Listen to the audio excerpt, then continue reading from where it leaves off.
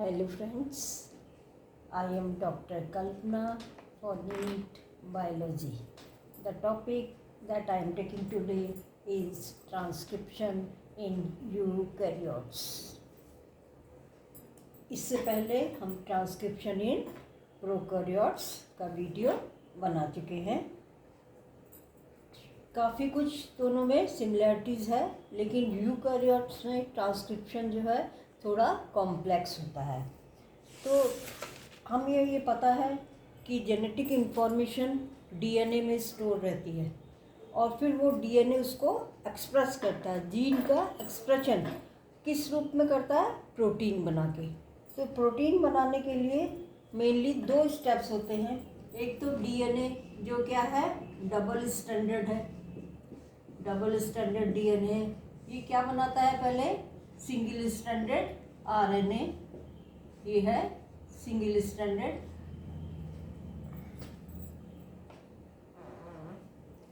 RNA. और फिर ये आरएनए क्या बनाता है? ये बनाता है प्रोटीन।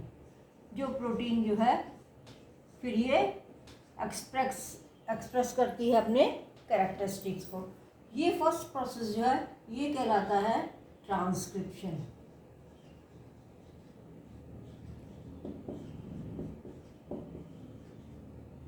और ये सेकेंड स्टेप जो है ये कहलाता है ट्रांसलेशन। प्रोकैरियोट्स में दोनों ही स्टेप साइटोप्लाज्म में ही होते हैं, क्योंकि वहाँ वेल डिफाइंड न्यूक्लियस नहीं होता। एक ही कंपार्टमेंट में दोनों स्टेप्स होते हैं। लेकिन यूकैरियोट्स में ये ट्रांसक्रिप्शन होता है न्यूक्लियस के अंदर, क्योंकि डीएनए कहाँ होता है? न्यूक्लियस के अंदर होता है और उसमें वेल डिफाइंड मेम्ब्रेन रहती है, न्यूक्लियर मेम्ब्रेन। तो ये सेपरेट रहता है साइटोप्लाज्म से, और फिर ये प्रोसेस होता है साइटोप्लाज्म में। इसलिए थोड़ा यहाँ पर कॉम्प्लिकेशन है, क्योंकि ये आरएनए जो बनता है इसको न्यूक्लियस से निकल के फिर कहाँ जाना पड़ता है? साइटोप्लाज्म में जाना पड़ता है फॉर ट्रांसलेशन। तो यदि हम डेफिनेशन की बात करें ट्रांसक्रिप्शन के, तो हम कह सकते हैं कि the process of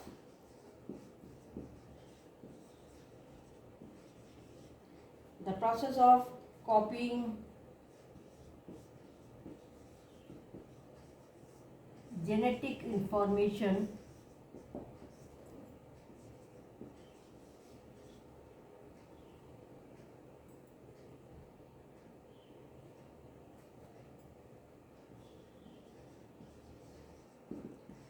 from one strand of DNA into RNA is called transcription.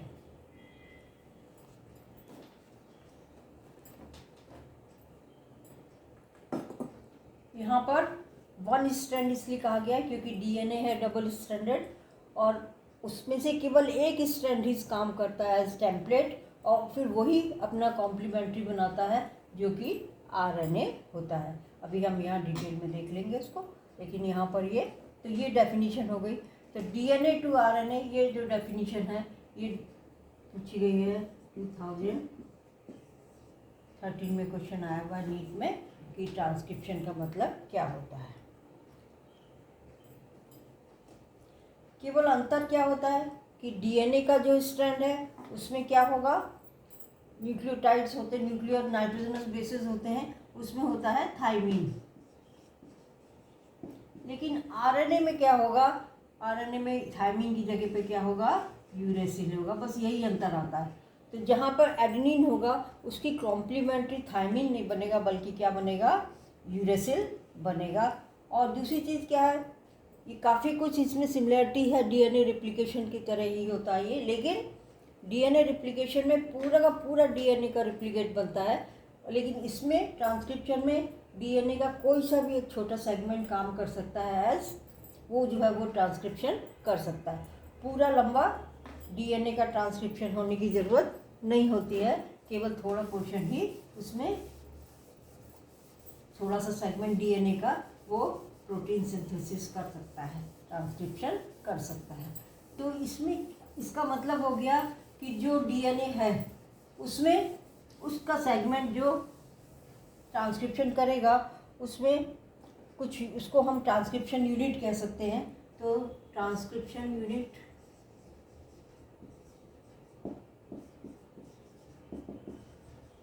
DNA का वो सेगमेंट जो ट्रांसक्रिप्शन करेगा, माने डीएनए का वो सेगमेंट जो आरएनए सिंगल स्ट्रैंडेड बनाएगा। इसमें 3 मेन पोर्शंस होते हैं, रीजन्स होते हैं। पहला होता है प्रमोटर, दूसरा होता है स्ट्रक्चरल जीन जो कि जिसमें एक्चुअल सीक्वेंसेस हैं आरएनए बनाने के लिए, और थर्ड होता है टर्मिनेटर जहाँ पर ये खत्म हो जाएगा।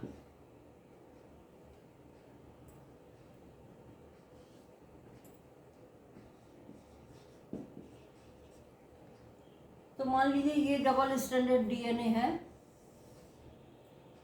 यहाँ पर ये नाइट्रोजन बेसेस हैं,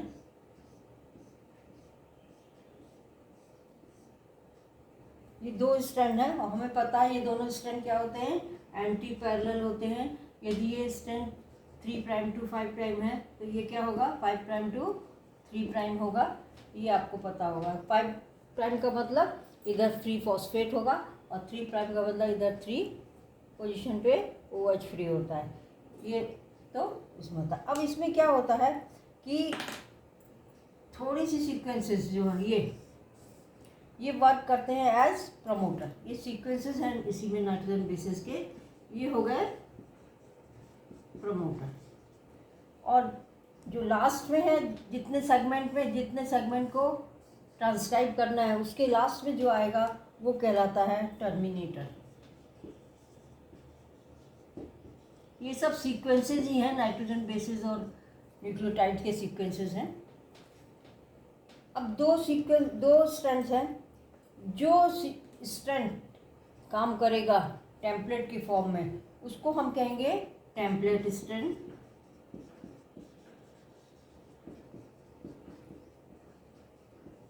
और जो एज टेम्पलेट नहीं काम करेगा उसको हम कहते हैं कोडिंग स्ट्रैंड। और ये प्रमोटर से लेके और टर्मिनेटर तक का जो रीजन है वो कहलाता है स्ट्रक्चरल जीन।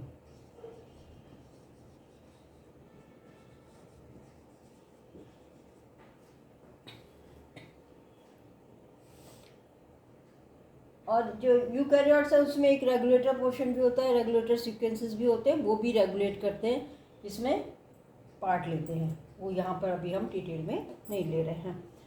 अब क्या है, कौन सा टेम्पलेट स्ट्रैंड होगा, कौन सा कोडिंग स्ट्रैंड होगा, क्योंकि हमें पता है कि जो पॉलीमरेज होता है एंजाइम वो हमेशा न्यूक्लियोटाइड को ऐड करता है किस डायरेक्शन में, 5 प्राइम टू 3 प्राइम डायरेक्शन में ही ऐड कर सकता है न्यूक्लियोटाइड को। इसका मतलब जिस स्ट्रैंड पे ये बन रहा है उसमें डायरेक्शन क्या होनी चाहिए, 3 प्राइम टू 5 प्राइम। मतलब ये यहाँ पर जो है ये इस डायरेक्शन में बनेगा जो आरएनए का स्ट्रैंड बनेगा। तो जो स्ट्रैंड यूज़ होगा वो तो हो जाएगा टेम्पलेट स्ट्रैंड, और जो दूसरा है वो होगा कोडिंग स्ट्रैंड। हालांकि ये स्ट्रैंड कोडिंग के लिए काम में नहीं आता है, लेकिन बाकी जो हम पॉइंट्स बताते हैं वो सब हम इसी के रिस्पेक्ट में बताते हैं कोडिंग स्ट्रैंड के। जैसे हम मान लीजिए बताएंगे प्रमोटर कहाँ है, ये इसके 5 प्राइम टू 3 प्राइम जो कोडिंग स्ट्रैंड है उसके अप स्ट्रीम पर है और ये डाउन स्ट्रीम पर है। जो भी पोजीशन हम बताएंगे वो अकॉर्डिंग टू कोडिंग स्ट्रैंड ही बताएंगे। यदि कोड ये चीज़ उलट जाती है तो हमारा ये प्रमोटर टर्मिनेटर का पोर्शन भी बदल जाएगा। तो 5 प्राइम की तरफ है प्रमोटर और 3 प्राइम की तरफ है टर्मिनेटर। किसके रिस्पेक्ट में हम बता रहे हैं, कोडिंग स्ट्रैंड।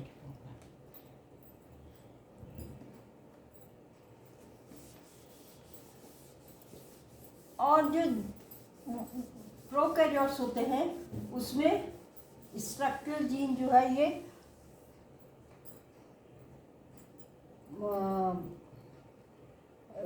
पॉलीसिस्ट्रोनिक होते हैं। माने क्या हो गया, यही स्ट्रक्चरल जीन मैसेंजर आरएनए बनाएंगे और वो मैसेंजर आरएनए किसी भी प्रोसेस में जितनी भी प्रोटीन की ज़रूरत होगी सब वो बना सकते हैं। लेकिन यूकैरियोट्स में ये क्या होते हैं, मोनोसिस्टोनिक।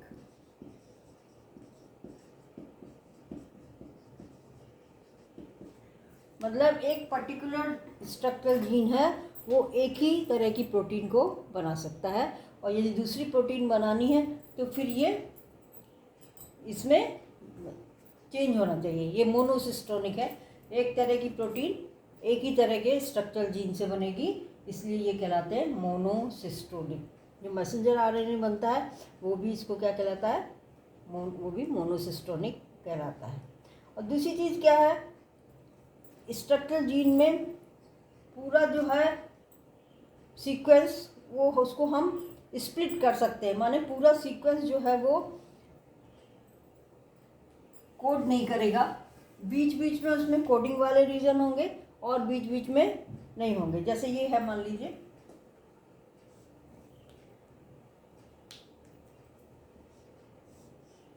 ये स्ट्रक्चरल जीन का पोर्शन है, ये कोड करेगा, फिर ये नहीं करेगा, कोड करेगा, फिर ये नहीं करेगा,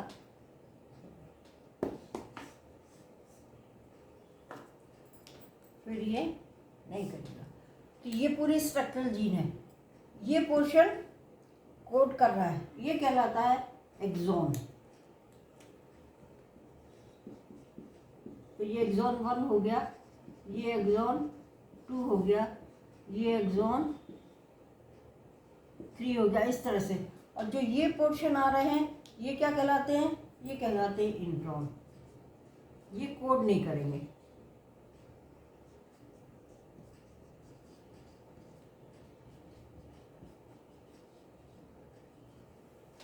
तो इस तरह से हम कह सकते हैं कि जीन क्या है, स्प्लिट है। Genes are split. किसमें स्प्लिट है, ये एक्सॉन और इंट्रॉन में। जो रिस्पॉन्सिबल होंगे कोडिंग मैसेंजर आरएनए वो एक्सॉन्स हैं, और जो काम नहीं आ रहे यहाँ पर ज़रूरत नहीं है इनकी, जो कोड नहीं कर रहे हैं, वो कहलाते हैं इंट्रॉन्स। तो इस तरह की इसको कहते हैं हम जीन्स का स्प्लिट होना। जीन्स आर स्प्लिट किसमें, एक्सॉन्स में और इंट्रॉन्स में। तो हम देख लेते हैं एक्सॉन्स के बारे में। पहले हम पढ़ते हैं एक्सॉन्स क्या। ये प्रोकैरियोट्स में नहीं होता ऐसा, ये यहीं पर है, यूकैरियोट्स में है एक्सॉन्स। एक्सॉन्स क्या होंगे, कोडिंग सीक्वेंस हैं और एक्सप्रेस सीक्वेंस हैं, उनको हम क्या कहते हैं, एक्सॉन्स कहते हैं। तो coding sequence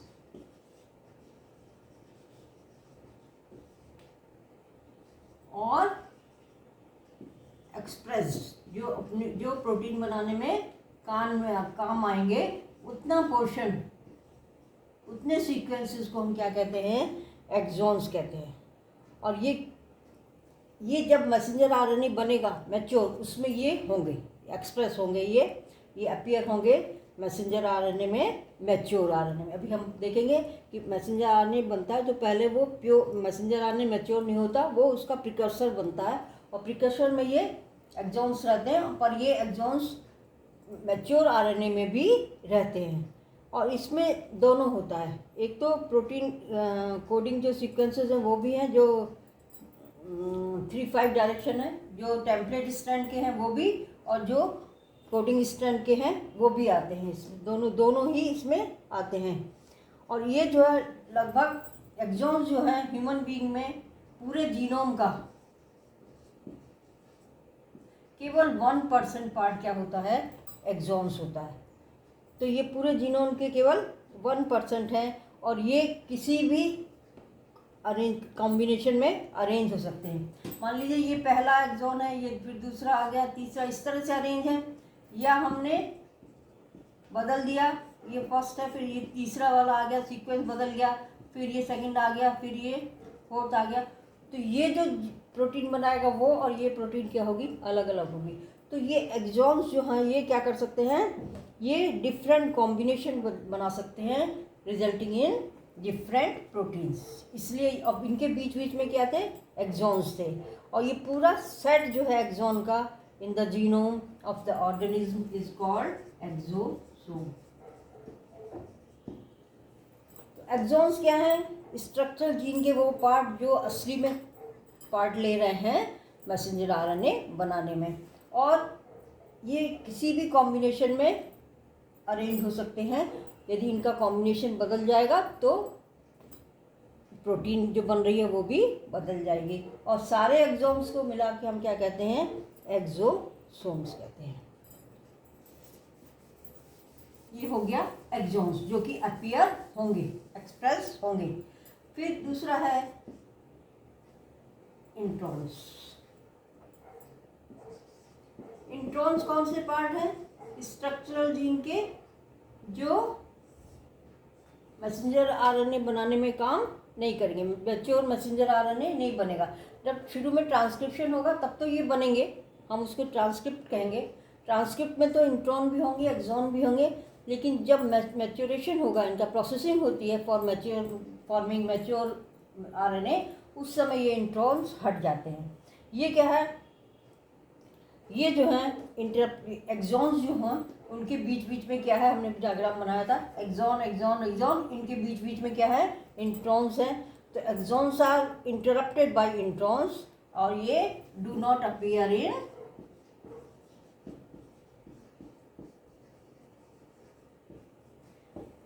appear in mature और प्रोसेस्ड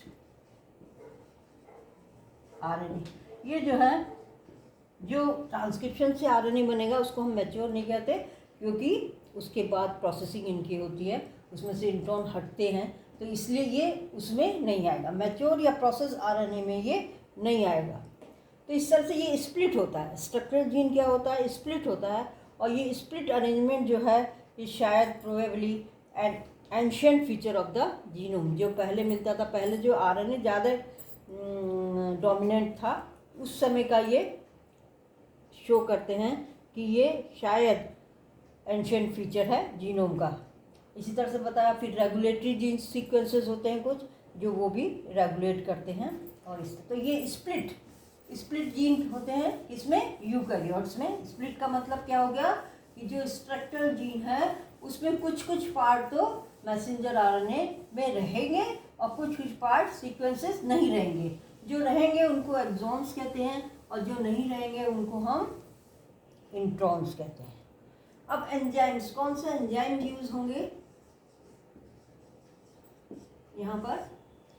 प्रोकैरियोट्स में तो एक ही एंजाइम था, डीएनए पॉलीमरेज, उसी से सब कुछ होता है, messenger RNA, transfer RNA, ribosomal RNA, सब वही बनाता है। पर यहाँ पर जो है यूकैरियोट्स में ये जो है 3 तरह के आरएनए पॉलीमरेज होते हैं न्यूक्लियस में, और उनमें clear cut division of labour होता है, मतलब जो काम है वो बटा हुआ रहता है, clear cut division of labour. जैसे आरएनए पॉलीमरेज, आरएनए बनना है तो आरएनए न्यूक्लियोटाइड से जोड़ेंगे, तो उसको हम क्या कहेंगे, RNA polymerase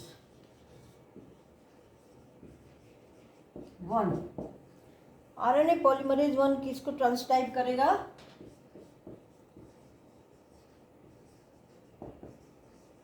ribosomal RNA.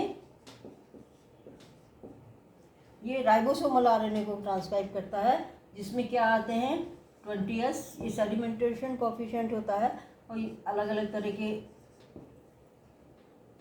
Ribosomal RNA हैं, ये इसको ट्रांसक्राइब करता है आरएनए पॉलीमरेज 1। फिर RNA polymerase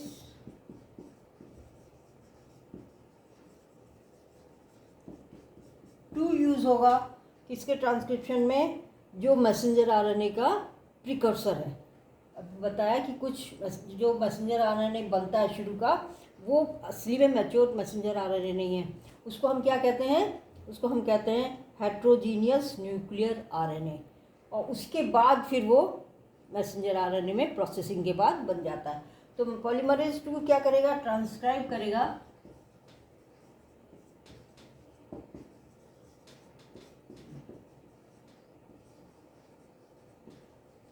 precursor of messenger RNA, और उसका नाम है हेट्रोजीनियस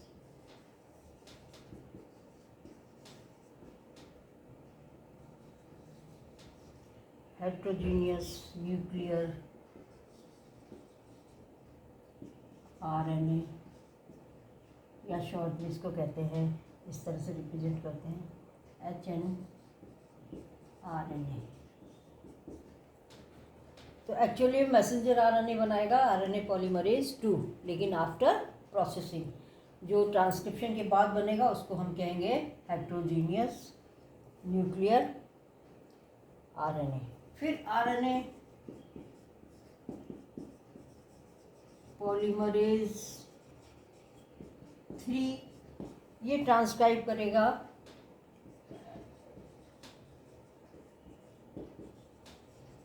ट्रांसफर आरएनए,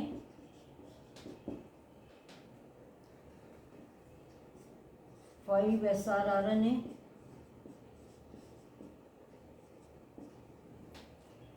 और SN RNA, small nuclear RNA. ये टाइप्स ऑफ आरएनए में आपने पढ़ा होगा, स्मॉल न्यूक्लियर आरएनए।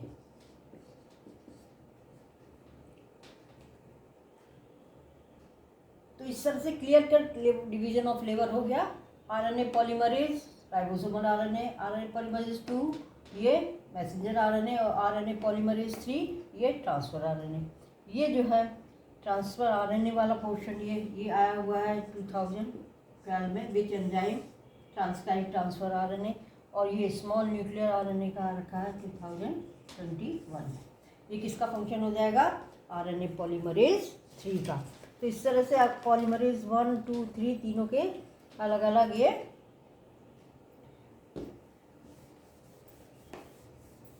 अब जैसे प्रोकैरियोट्स में इनिशिएशन के लिए, ट्रांसक्रिप्शन के इनिशिएशन के लिए हमने बताया था सिग्मा फैक्टर होता है, और टर्मिनेशन के लिए वहाँ पर रो फैक्टर होता है। वो यहाँ ज़रूरत नहीं है।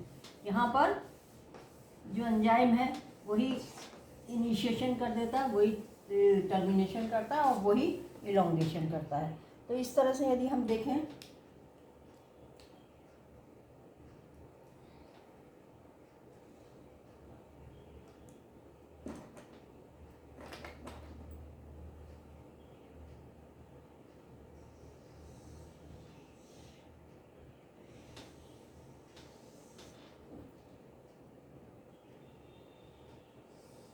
ये 2 स्ट्रैंड्स हैं।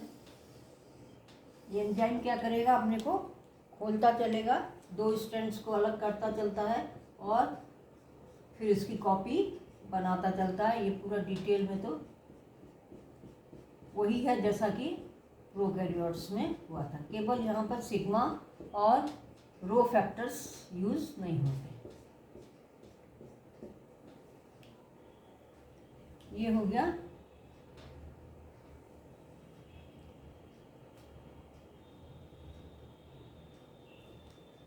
ये 3 वाला है, मान लीजिए 3 प्राइम और 5 प्राइम वाला स्ट्रैंड है, और ये 5 प्राइम 3 प्राइम वाला स्ट्रैंड है। तो ये टैबलेट होगा 3 प्राइम टू 5 प्राइम वाला, और यहाँ पर ये एंजाइम होगा पॉलीमरेज, और फिर ये क्या करेगा? ये इस तरह से कॉपी बनाता चलेगा, कॉम्प्लीमेंट्री इसके बनते जाएंगे और आरएनए निकलता चलेगा।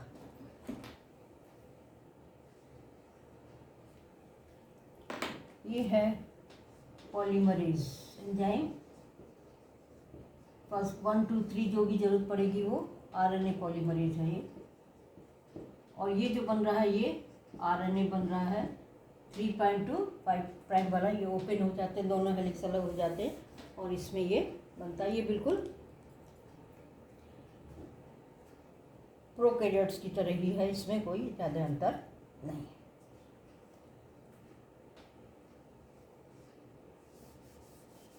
इस तरह से ये आगे बढ़ता जाएगा, और जो कॉम्प्लीमेंट्री स्ट्रैंड बनता जाएगा वो होगा आरएनए। आरएनए का प्रिकर्सर। अब एक टर्म आता है स्प्लाइसिंग।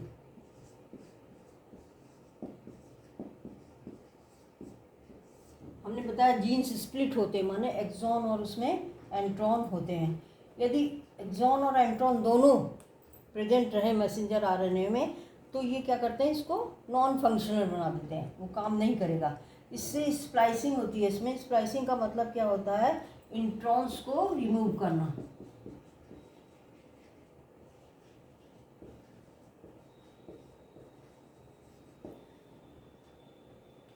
एक्सॉन और इंट्रॉन दोनों ही थे। एक्सॉन को तो ज़रूरत है मैसेंजर आरएनए में, लेकिन इंट्रॉन्स की ज़रूरत नहीं है, तो वो इंट्रॉन्स क्या होंगे, रिमूव हो जाएंगे और जो एक्सॉन्स होते हैं उनको जोड़ दिया जाता है। तो स्प्लाइसिंग में क्या होगा, इंट्रॉन्स तो रिमूव हो जाएंगे और एक्सॉन्स जो होंगे, exons are joined in a definite order. Definite order क्यों, यदि इनका ऑर्डर बदल गया, सीक्वेंस और जो एक्सॉन जिस भी फॉर्म में ज्वाइन कर रहे हैं, तो प्रोटीन भी क्या होगी, बदल जाएगी। जो प्रोटीन जो ट्रांसलेट होगी वो क्या होगी, बदल जाएगी।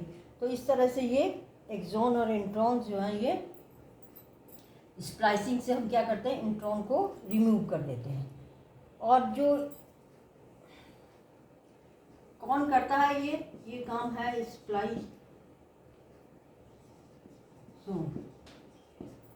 स्प्लाइसोम क्या होते हैं, एक लार्ज और कॉम्प्लेक्स मॉलिक्यूल है जिसमें आरएनए और प्रोटीन होते हैं। कुछ आरएनए होते हैं इसमें और प्रोटीन होते हैं जो स्प्लाइसोम का काम करते हैं, और ये रेगुलेट करते हैं किसको, स्प्लाइसिंग को। इंट्रॉन्स को अलग करना और एक्सोन्स को जोड़ने का काम करते हैं स्प्लाइसोम। इसमें कुछ आरएनए होते हैं और कुछ प्रोटीन होते हैं जो इसको रेगुलेट करते हैं। इसमें लगभग 80 प्रोटीन होती हैं और इसमें 5 जो हैं वो स्मॉल न्यूक्लियर आरएनए होते हैं, और ये फंक्शन करते हैं एडिटिंग का, जिससे किसको कहाँ पे कट करना है, कहाँ से इंट्रॉन निकालना है और फिर एक्सॉन्स को लाइगेट करना है, ये काम करते हैं ये आरएनए और प्रोटीन्स। और इस तरह से इंट्रॉन्स जो अननेसेसरी हैं उनको निकाल दिया जाता है, और जो एक्सॉन्स हैं उनको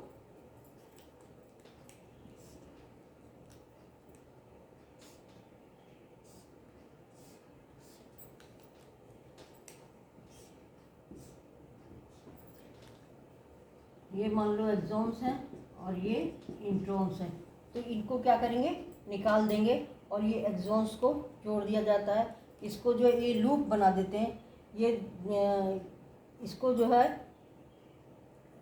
फोल्डिंग, यहाँ से यहाँ पे जो न्यूक्लियोटाइड है, यहाँ जो न्यूक्लियोटाइड है, इसको जोड़ देते हैं और जोड़ के क्या बना देते हैं, ये एक तरह से इसका क्या बन जाएगा, लूप।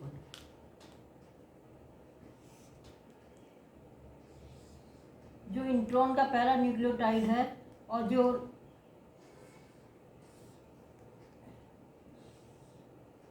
एक्सॉन का पहला न्यूक्लियोटाइड है,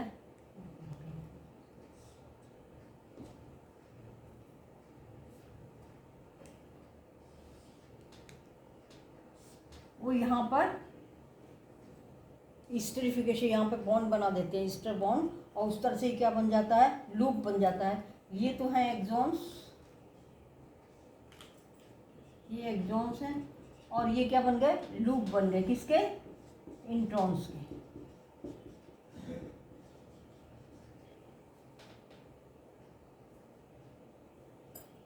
और ये एक्सॉन्स क्या हो गए, एडजेसेंट स्ट्रॉन के एक्सॉन्स क्या हो गए, पास पास आ गए। और इसमें एक एंजाइम और भी काम करता है, राइबोजाइम। ये आरएनए है जो यूज़ होता है एज एंजाइम। तो इस तरह से आरएनए और प्रोटीन यहाँ एंजाइम की तरह काम करते हैं। और इसमें क्या किया, ये जो रेड वाले इंट्रॉन्स थे इसका इन्होंने लूप बना दिया, जिससे एक्सॉन्स एडजेसेंट जो एक्सॉन्स थे वो क्या हो गए, पास पास आ गए। अब ये इसको क्या कहा हमने, स्प्लाइसिंग। अब यहाँ से क्या होगा, प्रोटीन जो है वो यदि ये चेंज हो जाता है सीक्वेंस तो प्रोटीन भी क्या होगी, चेंज हो जाएगी।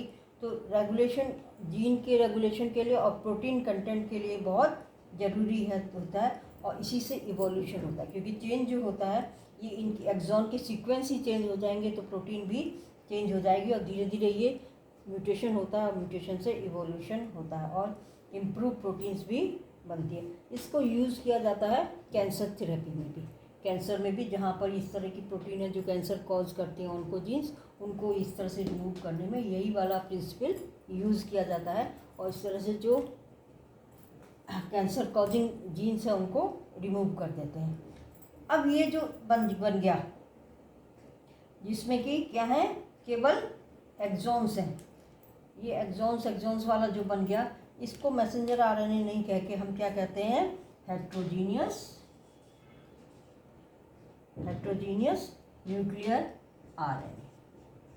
ये क्या है, प्रिकर्सर है मैसेंजर आरएनए का।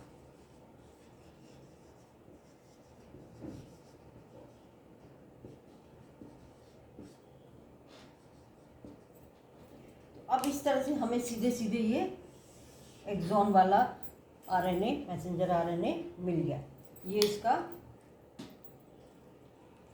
5 प्राइम एंड है और ये इसका 3 प्राइम एंड है। इस तरह से ये मैसेंजर आरएनए बन गया। अब क्या होता है, इसमें जो हेट्रोजीनियस न्यूक्लियर आरएनए है जिसको हम प्रिकर्सर कह रहे हैं मैसेंजर आरएनए का, उसमें क्या होता है, उसमें होता है प्रोसेसिंग। प्रोसेसिंग जो है वो 2 तरह की होगी, एक कहलाती है कैपिंग, कैप लगाना, और एक कहलाती है टेलिंग, पूंछ लगाना। तो एक तरफ कैप लगता है और एक तरफ पूंछ लगती है, और इसको कहते हैं प्रोसेसिंग। और उससे जो बनेगा वो क्या होगा, वो होगा मैच्योर मैसेंजर आरएनए। तो कॉपिंग और टेलिंग, इससे क्या होता है कि आरएनए को कहाँ बना, आरएनए न्यूक्लियस के अंदर, और उसको जाना कहाँ है, साइटोप्लाज्म में। तो इसमें डिग्रेडेशन हो सकता है, उसको नुकसान हो सकता है आरएनए को, इसलिए दोनों एंड्स जो है उसके सुरक्षित कर दिए जाते हैं, और इससे स्टेबिलिटी बढ़ जाती है आरएनए की, और ट्रांसपोर्ट जो उसको होना है न्यूक्लियस से बाहर जाने के लिए, साइटोप्लाज्म में जाने के लिए, और फिर बाद में उसको ट्रांसलेशन करना है राइबोसोम्स पे, तो उस दौरान, पूरे दौरान ये स्टेबल बना रहता है, माने इसका डिग्रेडेशन नहीं होता। अब इसमें क्या होता है, जैसे ये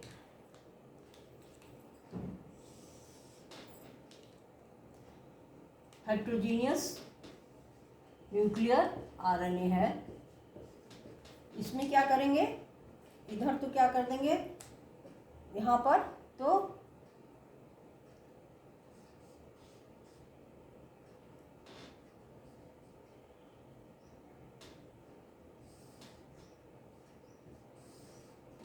ये इसका 5 प्राइम एंड है और ये 3 प्राइम एंड है।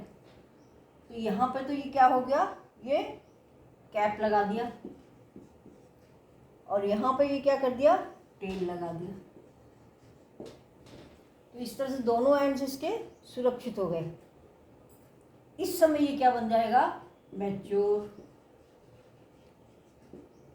आरएनए। पहले ये था हेट्रोजीनियस न्यूक्लियर आरएनए, अब इधर कैपिंग हो गई, इधर टेलिंग हो गई, 5 प्राइम एंड पे कैपिंग और 3 प्राइम एंड पर टेलिंग हो गई। तो ये क्या हो गया, ये स्टेबल हो गया, अभी इसका डिग्रेडेशन नहीं होगा, it can easily move from nucleus to cytoplasm. यहाँ पर ये टेलिंग होती है, इसमें टेलिंग में एडिनोसिन ए पॉली, अब इसको डिटेल में बताते हैं। तो ये बन जाता है मैच्योर आरएनए। हम देखते हैं पहले कैपिंग कैसे होती है।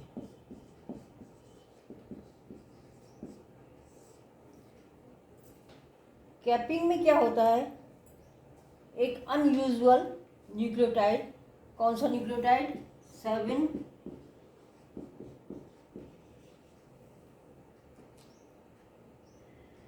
7 मिथाइल गुआनोसिन, इसको इस तरह लिखते हैं M7G। इसको ऐड करते हैं किधर, 5 प्राइम एंड की तरफ, और ये फिर इससे, ये जो इसका न्यूक्लियोटाइड आ रहा है स्ट्रक्चर यहाँ पे मैसेंजर आरएनए का, उससे क्या बनाता है 5'5'5 ट्राइफॉस्फेट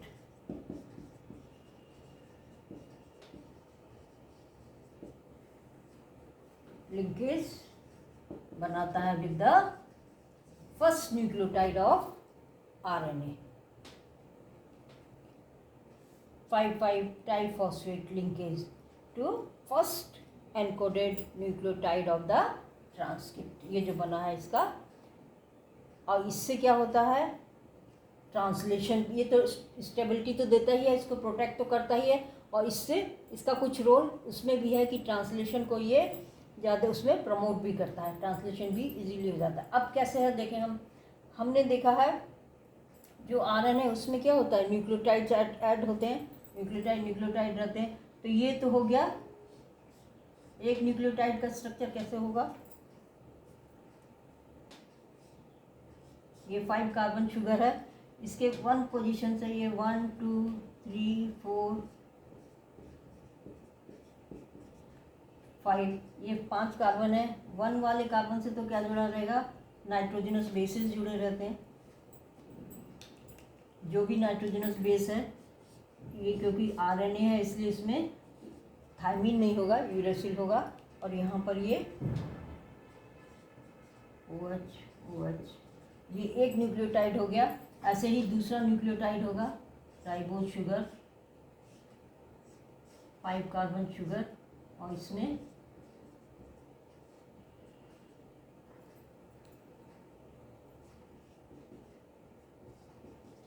यहाँ पर ये दूसरा न्यूक्लियोटाइड जुड़ा हुआ है, ये मान लीजिए साइटोसिन है।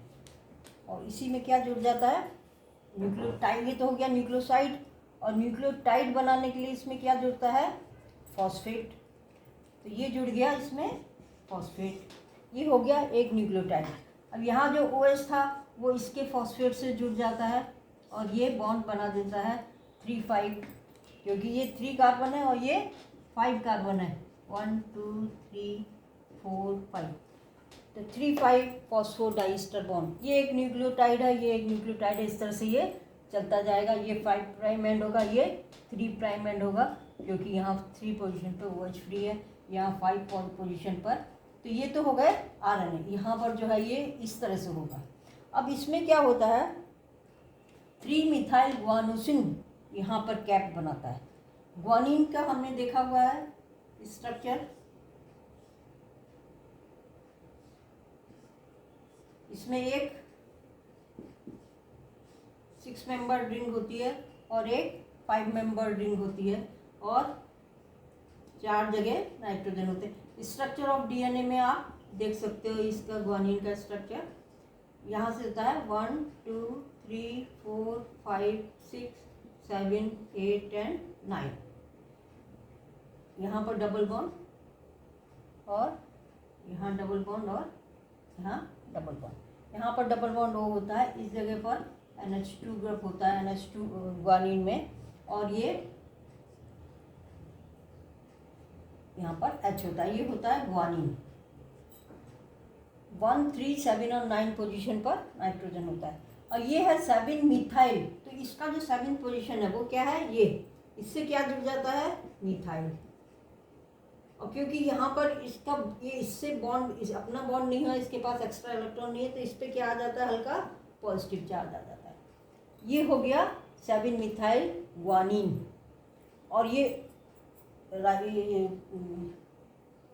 राइबोज शुगर से जुड़ जाएगा। राइबोज शुगर से कहाँ जुड़ता है, ये 9 नंबर पर, और ये उसके फर्स्ट कार्बन से जुड़ जाता है। राइबोज शुगर के जो फर्स्ट कार्बन है उससे ये जुड़ जाता है, और यहाँ पर ये राइबोज है, तो ये क्या हो गया ग्वानोसिन। और यहाँ पर 7 पोजीशन मिथाइल है, तो क्या हो गया 7 मिथाइल ग्वानोसिन। ये कौन सा कार्बन है 5, ये 1 2 3 4 5।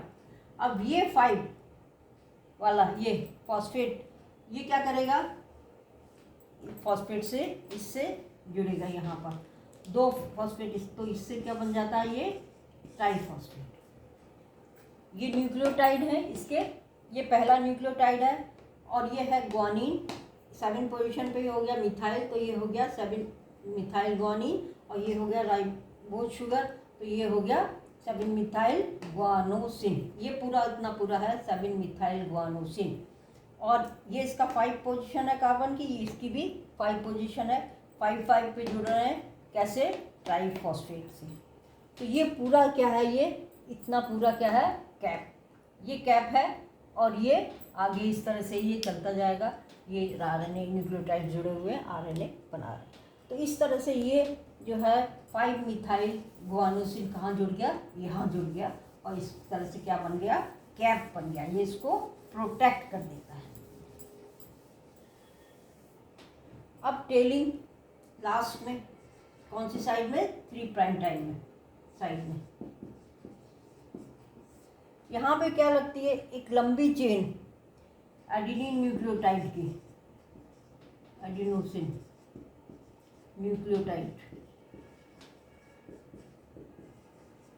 एक लंबी चेन इसकी कितनी, 200 से 300, यहाँ पर इस तरह से ये जुड़ती जाती है, और ये जो ये ट्रांसटाइड बन के आया है उसमें, और एंजाइम इसमें जो यूज़ होता है वो क्या होता है, poly adenine polymerase.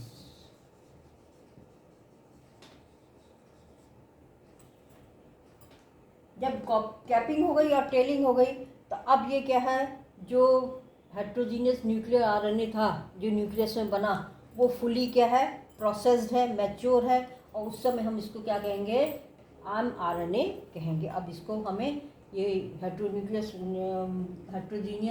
Nuclear RNA कहने की ज़रूरत नहीं है। तो इस तरह से ये बन जाएगा, ये आरएनए बन गया, कहाँ आ गया, ये साइटोप्लाज्म में आ गया।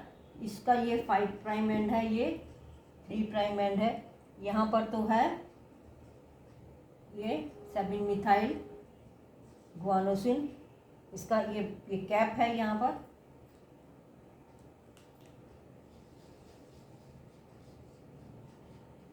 और यहाँ पर जो है ये इस जगह पर ये ए है इस तरह से, और ये क्या हो गया, इसको कहेंगे पॉली